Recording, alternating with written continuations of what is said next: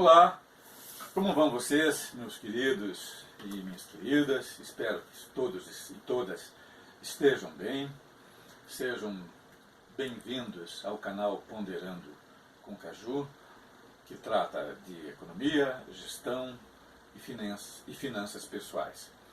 Você que vem do dia, que vem da tarde ou que vem da noite.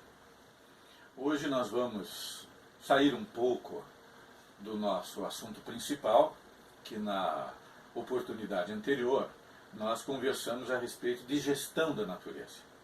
Porém, apareceu um assunto importantíssimo nesse interim, que foi a alta do dólar. E trata-se de um assunto dos mais relevantes, que nós precisamos dar atenção para ele. Então, o vídeo que hoje deveria ser para finalizar aquela questão da natureza, nós vamos tratar com muito cuidado a respeito do enigma do dólar. Por que ele está numa alta tão intensa? Então, por favor, meus queridos e minhas queridas, deem os seus likes, os seus gostei, inscrevam-se no canal para nós darmos continuidade ao nosso trabalho. Para explicar a questão do enigma do dólar, eu recorri a uma parábola, em que eu crio uma situação de dentro da realidade, mas a situação contribui para simplificar mais as coisas, de tal forma que a gente consiga entender o problema. Então nós vamos ter aqui dois cidadãos, duas pessoas, João e José. João é um trabalhador e José também. João trabalha na agricultura e José também trabalha na agricultura. João tem a sua terra e ele trabalha essa sua terra, que é um terreno de 100 metros por 100 metros, do tamanho, portanto, de um campo de futebol, com um arado a cavalo. E ali ele planta milho. E no decorrer desde o semeio do milho até a colheita, ele consegue retirar da sua terra, utilizando o seu arado a cavalo, uma quantia de 3.000 quilos, trabalhando 10 horas por dia. Terminado essa sua produção e feita a colheita, perguntam para João: João, quanto você acha que vale toda essa sua produção? João, como não tem uma exata noção disso em termos de dinheiro, ele diz assim, considerando que aquilo é suficiente para ele: olha, essa minha produção vale 1.000 dinheiros. É o valor que eu suponho que ela vale, que vai pagar o meu trabalho. Muito bem. Isso é a conclusão do João.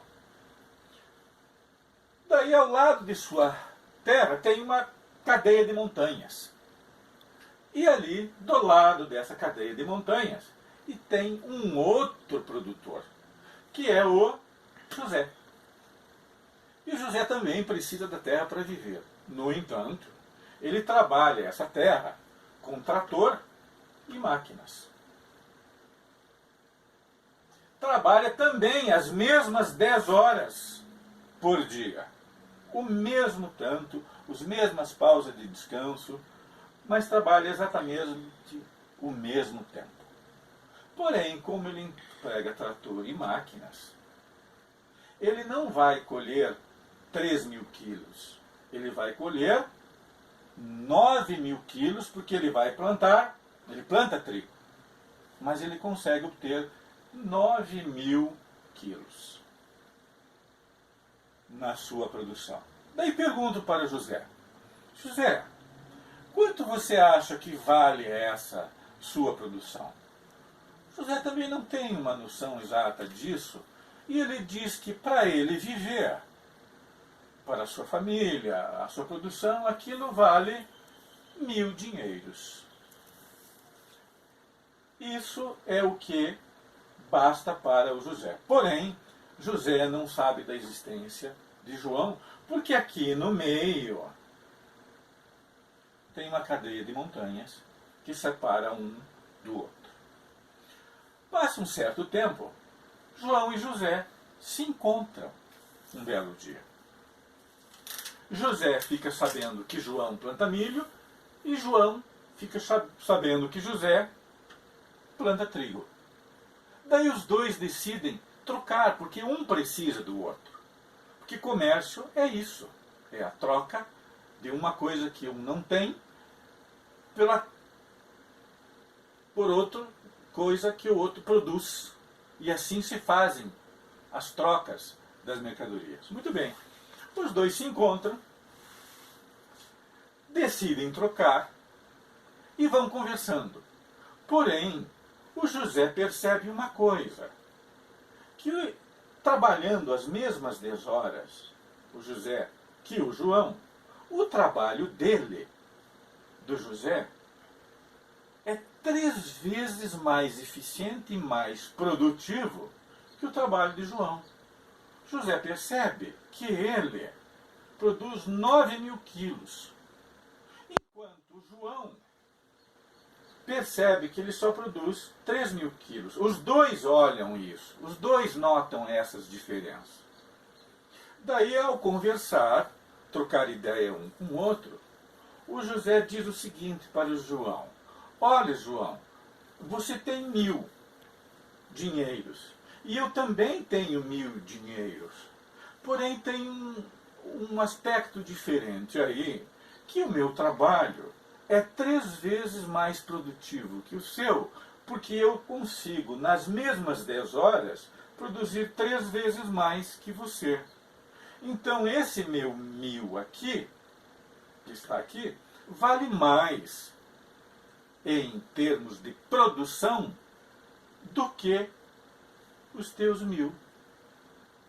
Então, se nós quisermos fazer uma troca que seja justa, de um trabalho contra o outro, de um esforço contra o outro, de 10 horas contra 10 horas, nós temos que fazer uma troca de 3 dinheiros de João para comprar 1 dinheiro de José. Porque senão eu, José, vou sair perdendo. Porque nominalmente 1.000 e 1.000 são iguais. Mas em termos de produção, eu tenho uma produtividade 3 vezes maior. Então, se você quiser aceitar negócio, nós temos que fazer uma troca de 3 por 1. O João fica meditando, pensa, e como comércio é um acordo, comércio é um negócio, João aceita a proposta de José. E eles decidem trocar as suas moedas na razão de 3 por 1. Se João quiser comprar a produção de José, a produção de José é 3 vezes, tem que ser nesta cotação de 3 por 1, porque o trabalho de José é 3 vezes mais eficiente. Pois bem, meus queridos, se nós tirarmos João e José e substituirmos pelos países, nós vamos ver por que há uma diferença de câmbio, de moeda, de um para o outro. E um critério que seja universal, de tal forma que ele sirva para avaliar as moedas de todos os países. Portanto, nós vamos observar que o que faz com que as economias sejam diferentes umas das outras vai ser principalmente o seu grau de produtividade, de quanto que esse trabalho pode render. Se nós não adotarmos esse critério, como nós temos aqui, nós teríamos uma situação em que vai ser um mero jogo de opiniões. E nós não podemos fazer isso em comércio. Ele tem que ter uma base. Então, esta ideia inicial aqui espelha para vocês o que são as moedas, o que são as taxas de câmbio. Ora, mas isso é um critério básico que serve para todos, para fundamentar as diferenças que existem de uma moeda para outra. É exatamente baseado nessa pequena parábola tão simples que ilustra o comportamento das moedas. Pois bem, mas esse critério não é o único, mas ele é o fundamento. Existem mais dois que a gente pode adicionar. Então nós vamos apagar agora a nossa luzinha.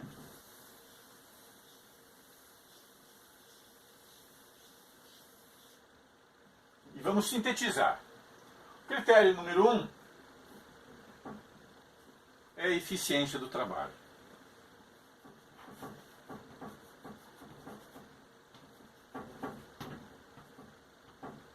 Foi isso que nós discutimos aqui, que é o fundamento de todas as moedas.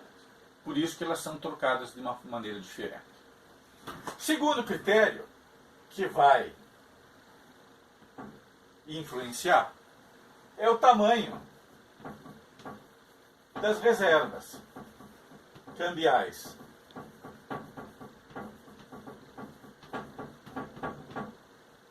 E o terceiro critério é o risco.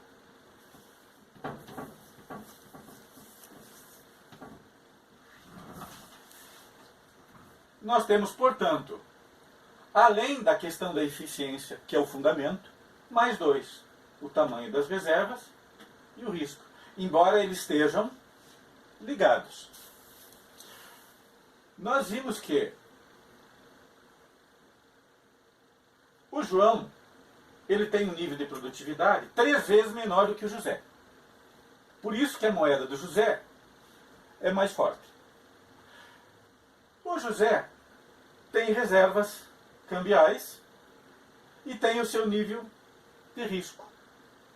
Então, por exemplo, se ele quiser ir até o João para comprar o que o João tem, ele tem, além da eficiência, ele tem uma moeda mais forte e ele tem um risco muito baixo. Se nós substituirmos, como eu já tinha falado, o João pelo José, ou melhor dizendo, se nós substituirmos o João por Brasil e o José por Estados Unidos, a gente vai compreender muita coisa. Ora, no caso do Brasil, nós temos a nossa eficiência, nós também temos as nossas reservas e nós também temos o nosso risco a correr. As nossas reservas cambiais é justamente o quanto nós temos em dólar, que a gente pode fazer comércio com o restante do mundo. Esse tamanho dessas reservas estão sendo perdidas. Nós estamos diminuindo cada vez mais nossas reservas, porque os nossos dólares estão sendo vendidos. Os nossos dólares seriam as moedas José. As nossas moedas José estão sendo perdidas, estão sendo vendidas. E o terceiro critério é o risco, porque quem vai investir no João, que é o José, ele olha para o João, examina como é que está a sua produção, examina como é que está a situação do país e qual é o risco que ele vai correr. E vê como que é a direção do país do João. E ele percebe que o risco que o José vai correr para investir nas terras do João é muito alto. Está aumentando. Então ele diz assim para o João: João, se você quiser a minha moeda, ou se eu quiser investir aí, você tem que me pagar 3 moedas do João para ter uma moeda de José. Daí passa um pouco mais de tempo e o José avalia que as condições do João continuam precárias. Daí ele diz assim: olha, João, se você quiser ter a minha moeda, já não basta um 3 por 1.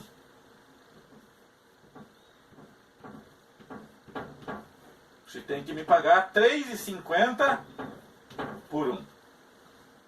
Porque esse risco também está muito alto e as tuas reservas estão diminuindo. E a tua economia não evolui. Você continua usando o arado a cavalo. Passa mais um pouco de tempo e José olha para o João e diz: João, desse jeito não dá. Você continua da mesma maneira e eu estou muito desconfiado de você. Então, 3,50 por 1 já não é mais suficiente. 4 por 1. E assim vai. Então vocês vejam que essas cotações, elas estão ligadas ao risco, às reservas cambiais, e tudo isso, por sua vez, está atado à eficiência. Porque a base de tudo é essa eficiência dessa produção. É ela que é o grande regulador. E aqui nós temos, na verdade, critérios que são derivados do primeiro, né? Porém, que vão influenciar. Isto aqui, esse dólar, vai influenciar em quê? Nas importações que o Brasil faz. Porque nós não somos uma ilha, nós não somos uma tribo indígena que produz tudo aquilo que precisa. A única economia autossuficiente que existiu no passado, digamos, mais recente, eram as economias indígenas, que elas produziam tudo aquilo que elas necessitavam. Essa cotação do dólar vai se refletir em quê? Vou dar alguns exemplos. O pão. O trigo brasileiro, metade do nosso trigo vem do exterior. Pode vir da Argentina, também está vindo dos Estados Unidos, e esse trigo, por sua vez, é cotado em dólar. Você pagar R$3 por $1 é uma coisa. Você pagar 4 por 1 é outra. Outra coisa que o Brasil importa bastante: fertilizantes. Os fertilizantes vão para a agricultura. E daí vão formar um custo de produção. E os fertilizantes são também cotados em dólar. Terceira mercadoria que o Brasil precisa, e já está importando muito, o Brasil está importando gasolina. E o Brasil está importando óleo diesel. E isso também é cotado em dólar. E isso vai pressionando. Vai pressionando. E uma outra coisa que o brasileiro adora, gosta muito, que é a cerveja. Cerveja feita de cevada. Metade da cevada, mais ou menos, que o Brasil precisa é comprada do exterior. Nós não temos uma autossuficiência em cevada. Cevada cotada também em dólar. Então, tudo isso são focos de inflação que estão influenciando e pressionando os preços e que vão bater no país e vão afetar, inclusive, as nossas finanças pessoais. Então vejam a importância disso aí. Até agora, um dos países, por exemplo, que consegue muitas vezes determinar qual é o valor da sua moeda, como ele bem quer, por exemplo, é a China. Porque a China tem as maiores reservas cambiais do mundo, do planeta. Então ela pode colocar a cotação que ela quiser na moeda dela. Mas nós não estamos nesse caso. Nós não estamos nessa situação. Então, meus queridos, o enigma do dólar em alta é exatamente a conjunção desses 3 fatores. A nossa produção, que está parada, no mesmo nível tecnológico, sem avançar, essas reservas cambiais que estão em declínio, porque elas estão sendo vendidas. E é o item 3, o prêmio de risco. Quer dizer, se você quer ter o dólar ou a moeda do José, quanto que você vai pagar por esta moeda do José? 3, 3,50 ou 4? E assim por diante. Meus queridos e minhas queridas, eu espero que eu tenha sido claro para todos nesse assunto tão importante, que vai afetar o íntimo de nossas vidas, porque a moeda não é um invencionismo. A moeda, ela reflete o estado da economia de um país e a maneira pela qual ele é dirigido. Eu agradeço muito a atenção de todos e de todas. Espero que vocês tenham gostado. E na próxima semana nós vamos voltar e fechar o assunto gestão da natureza. Se vocês tiverem ainda alguma dúvida a respeito deste assunto que vocês queiram tocar, por favor, escrevam nos comentários. Eu me sinto muito privilegiado da atenção de vocês e aqui eu me despeço. Bom dia, boa tarde, boa noite.